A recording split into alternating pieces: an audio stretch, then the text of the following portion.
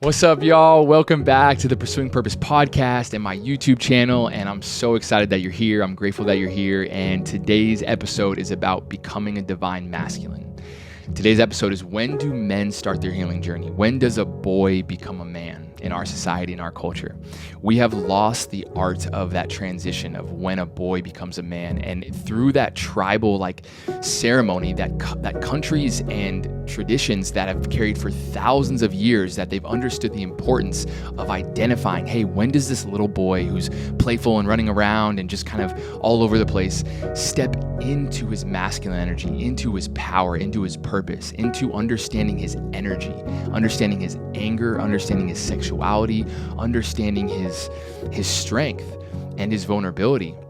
And we've seen the pendulum kind of be thrown off all around everywhere, right? Where the toxic masculinity movement was extremely real and an extremely deep conversation of man, we have found that, something I've said before on another podcast was that mostly all the problems in the world have been created from unhealed men.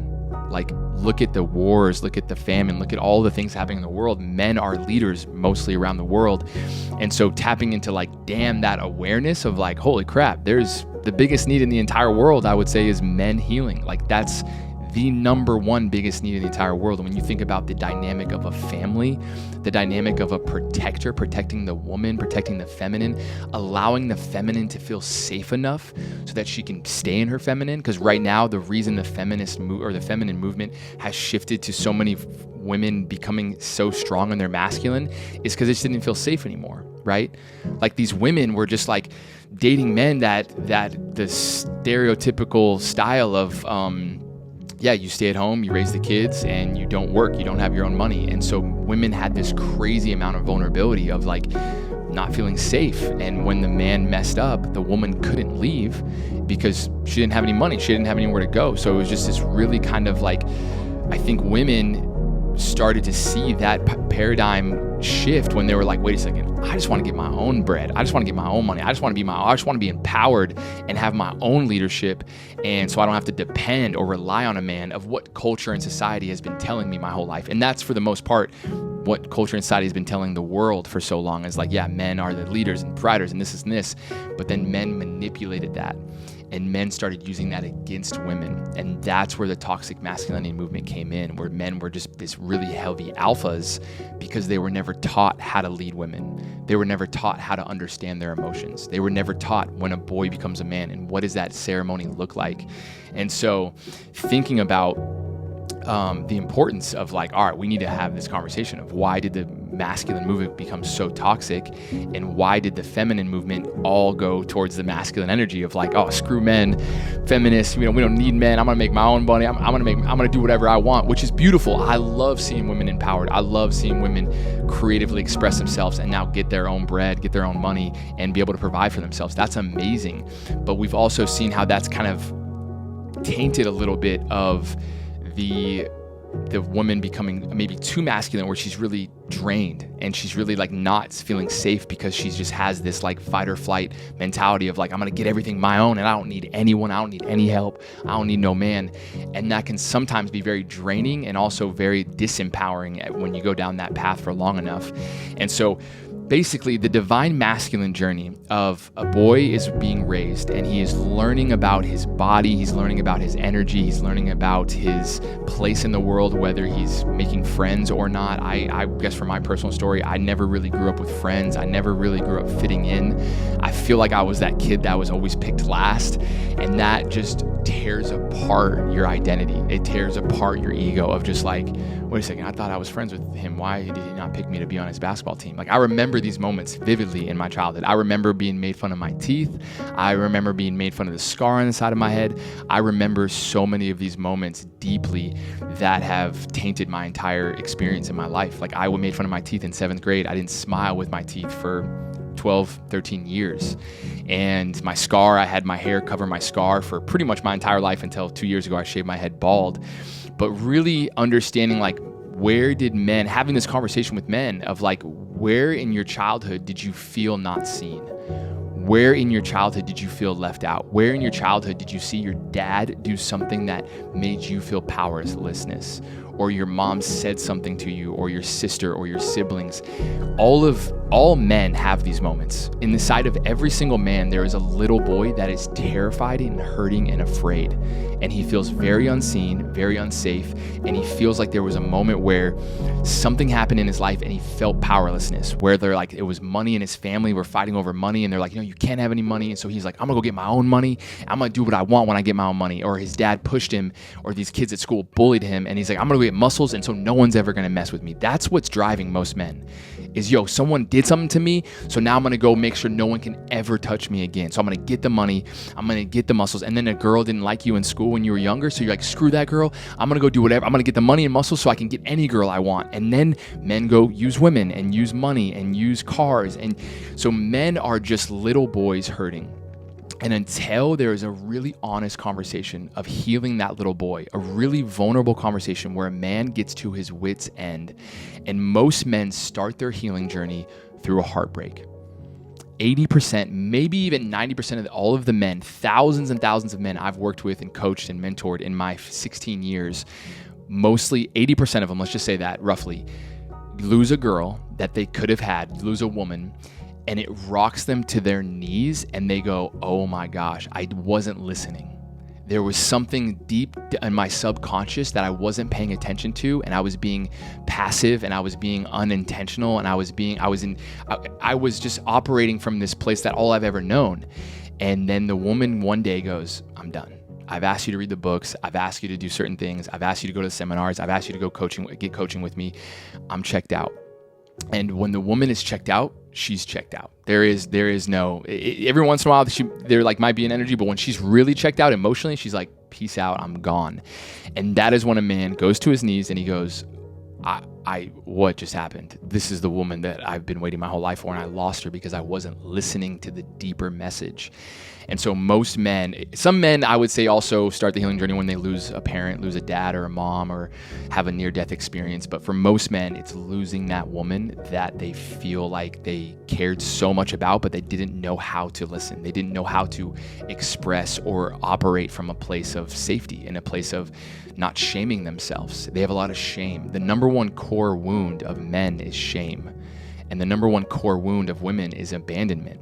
And so understanding these core wounds, that men have so much shame around their sexual drive, around their money, around their identity, around their ego, around their friendships, around this like character they've put on. It's just a character. All men are playing a character from the movies and music they listen to and everything that's telling them to be a certain way.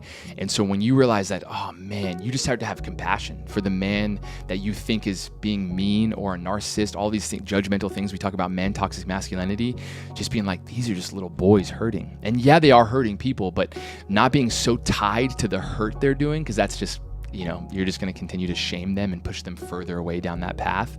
But learning how to, for the certain men that are in your life, whether it's your brothers, your partner, your husband, your dad, your close friends, learning to be like, I just need to create a safe space for them to be heard and to feel safe in like sharing their emotions. And when men start to just be really honest, honesty is the hardest thing.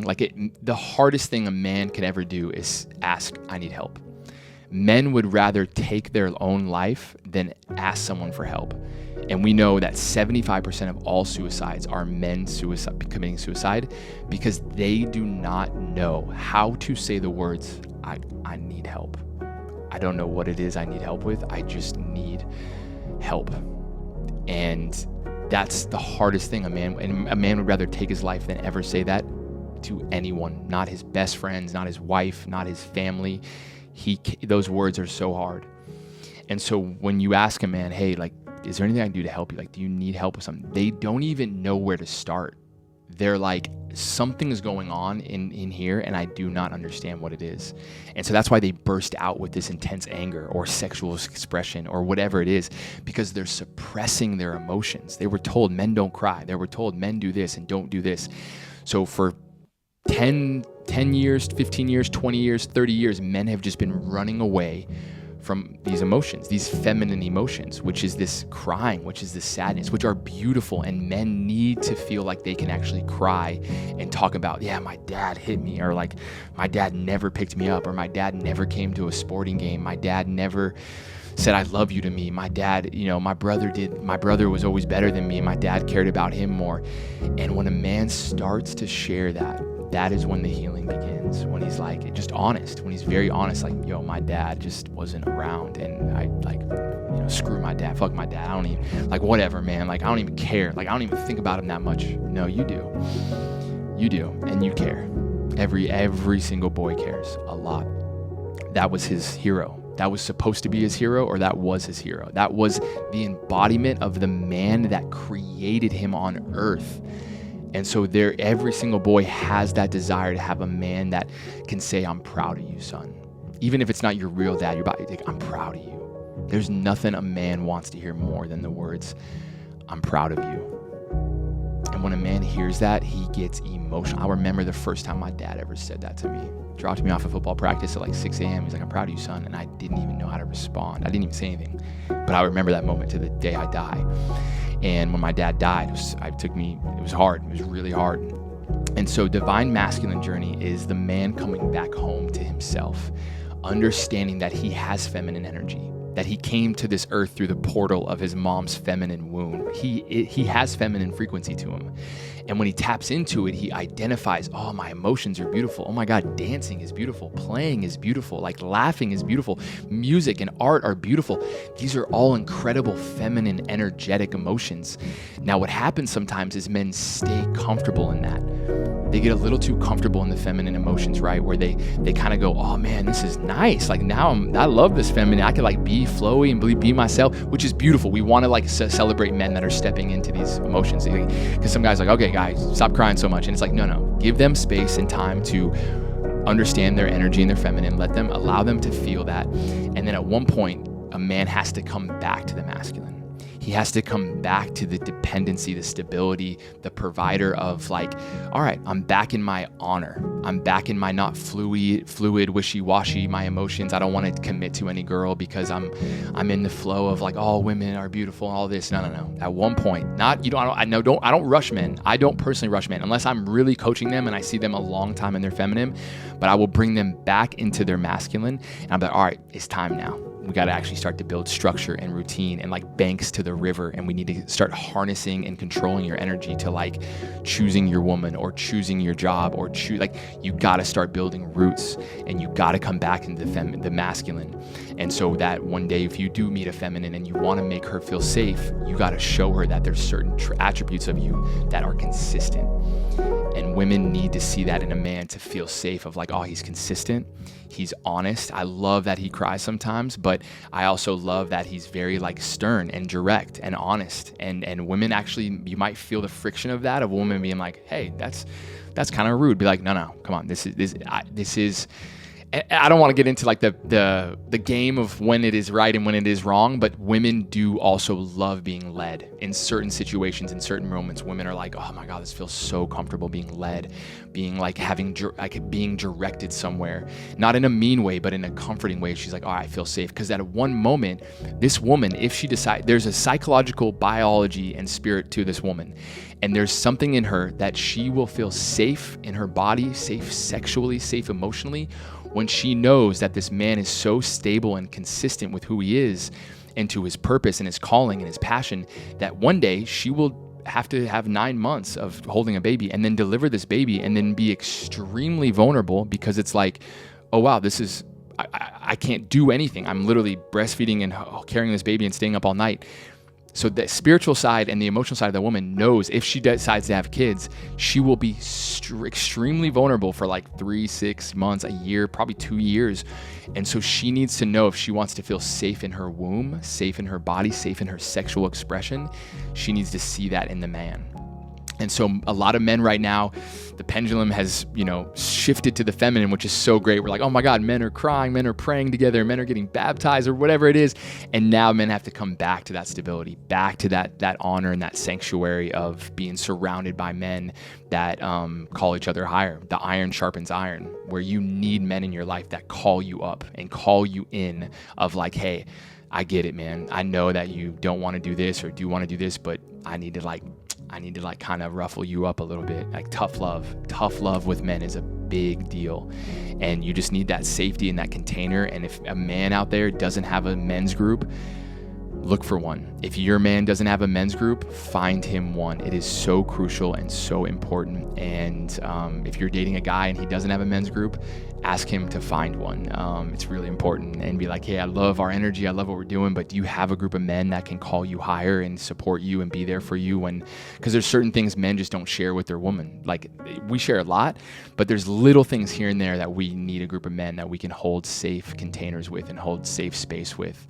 And so, I'll do another episode about what the divine feminine means and where the feminine energy goes and how feminine women find their flow between their masculine and feminine energy. But I'll tell you about my feminine story, that I found the Holy Spirit through the moon one time when I was living in the desert by myself, and I went through this feminine portal and remembered like being born, and I understood the whole story of like how the Holy Spirit's feminine. It was a crazy experience, but I will do another episode on that. If you let me know if I should below, and I would love to hear your guys' thoughts. But this was just a quick little one about masculine energy, about understanding when men start doing their healing journey, when men start being really honest with themselves. And just one of the biggest needs in the world right now is just men doing the work. Because, man, you think about hundreds of men take their life every single day in America. I'm not even sure what the world would be.